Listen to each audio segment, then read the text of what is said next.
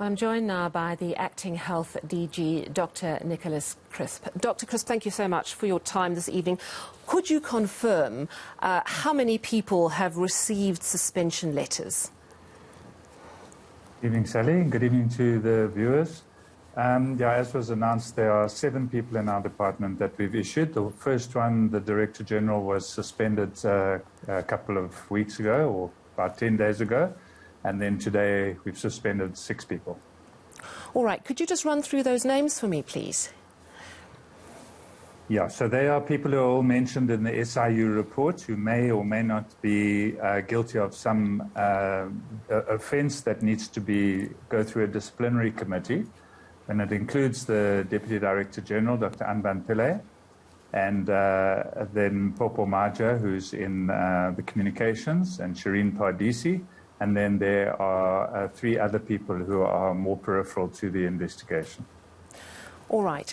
How long is this process going to take?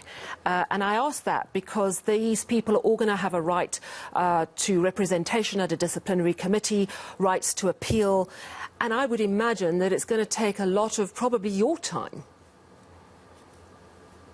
So, as the accounting officer, I don't get directly involved in the disciplinary process. What has happened is we have been fed information, not the whole lot. We only saw the whole report from yesterday. But we have been fed some information over the past couple of weeks, and we've had discussions with the SIU as they've informed us of the unfolding of the reports and various pieces of information that they have. That has all now come together in this report. We have appointed 3 advocates who are acting as the investigating officers for the disciplinary, and they have already given us a legal opinion overnight last night. So this morning we know that they've indicated there's further information they would like to get. Remember, they're now looking at it from a disciplinary perspective. So they have indicated they would like to talk to people who did the investigation in the SIU. They also want some other expert advice on 1 or 2 of the claims that are made in the report from the SIU before they formulate the charges.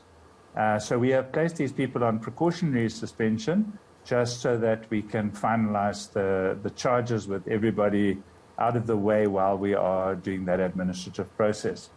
So then what happens is that we're hoping that within the next couple of days they will get that information that is outstanding or that they believe they would like to get hold of still, and that they formulate the charges by early next week, if not over the weekend. And then there is already the presiding officer of the disciplinary committee has already been appointed. And then the officials who have been suspended, plus the other 3 who are in other departments, will get the charges preferred on them so that they can prepare themselves for their disciplinary hearings. You mentioned the 3 people, because of course it's 10 in total, that there are 3 people who have since left the department. Am I correct? It's the former CFO, Ian van der Merwe, who's among them, who's now at a different department, but has also been suspended. Yes, so Mr. van der Merwe had already applied a long time ago for a transfer to a different department, and that had been granted at the time that this was unfolding. The other 2 officials already worked in those 2 departments and were engaged by the Department of Health as additional people on the evaluation panel for the tender in question.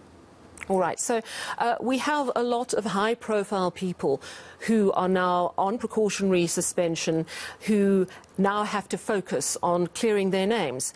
And I know that questions have been levelled to the department today about how you're going to keep the department going with so many suspensions. I've heard the explanation that the department is kind of working on a restructuring plan anyway, but surely with top positions at DDG, the DG, those positions are essentially vacant.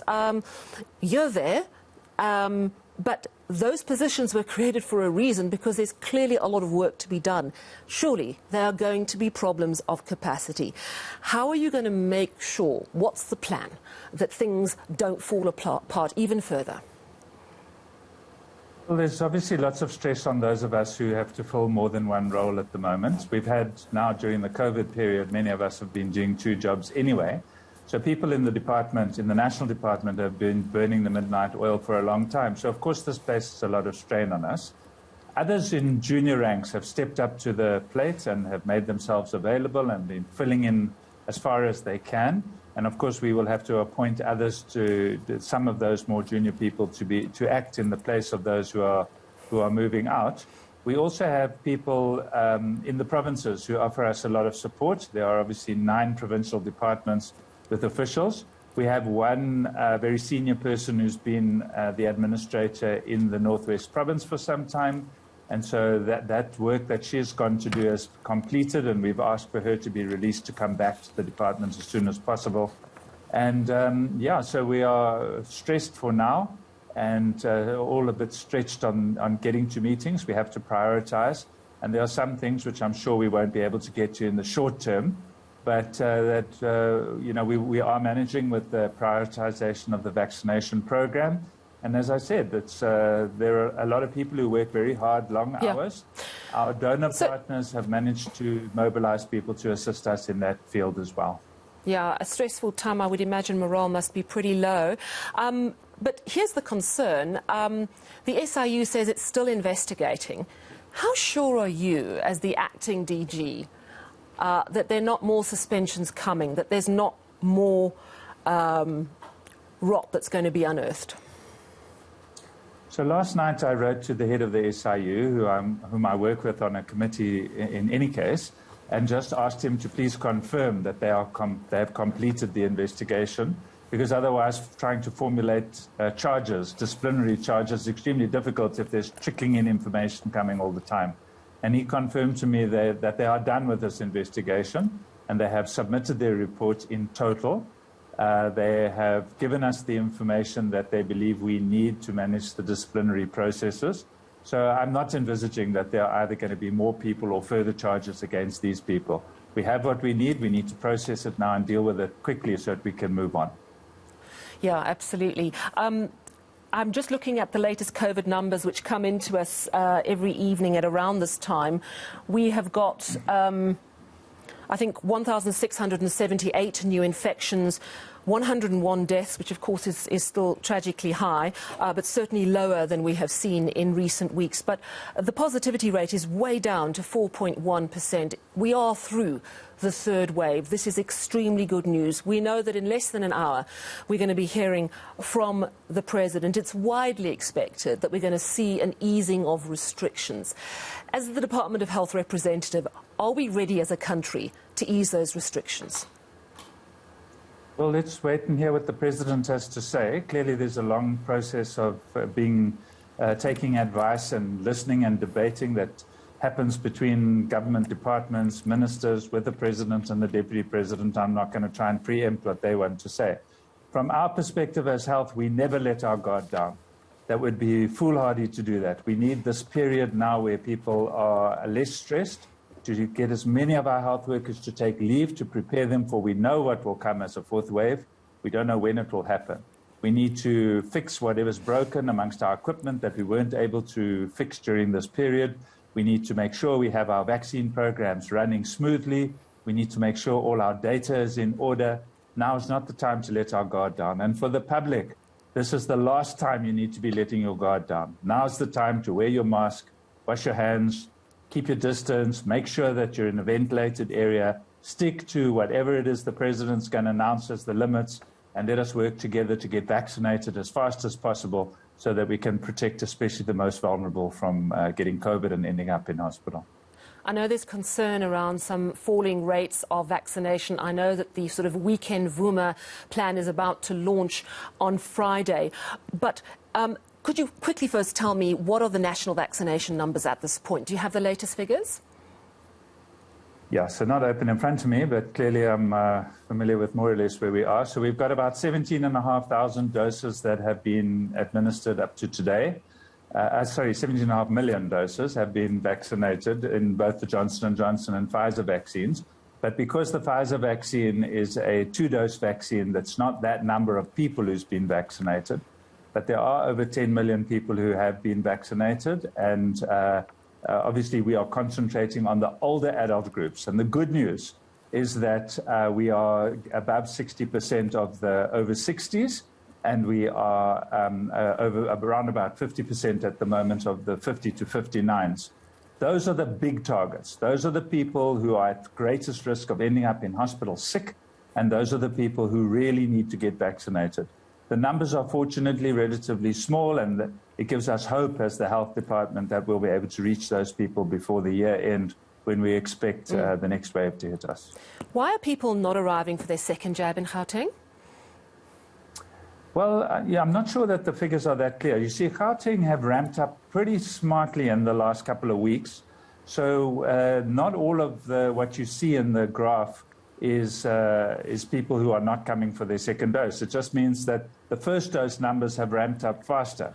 So, it's a change in the shape of the curve. So I'm, without sitting down and doing the numbers, and they asked me that this evening just before I came here, and I said, please go and do the numbers, and let's see whether, in fact, it is that there are decreased numbers, because I'm not convinced that's the case. All right. Talk to me about Johnson & Johnson. Do you have any supply concerns about Johnson & Johnson? So Johnson & Johnson's been a concern of ours for a very long time. I think everyone's aware of the challenges that we had globally with the supply when the plant in the United States was contaminated. And then worldwide, everybody lost their supplies. And when Johnson & Johnson started to supply the let's call it the root stock or the active pharmaceutical ingredient, the plants that are doing the fill and finish, including the one that's here in South Africa, have had to catch up with orders. We in South Africa obviously had hopes of being right on the top of the list, because the plant at Aspen in Gqeberha that is part of the fill and finish of Johnson & Johnson is on our doorstep. Our president has worked very hard, and so have other members of government, to make sure that we in South Africa and Africa generally are going to benefit from this. But the fact of the matter is they are way behind on their production.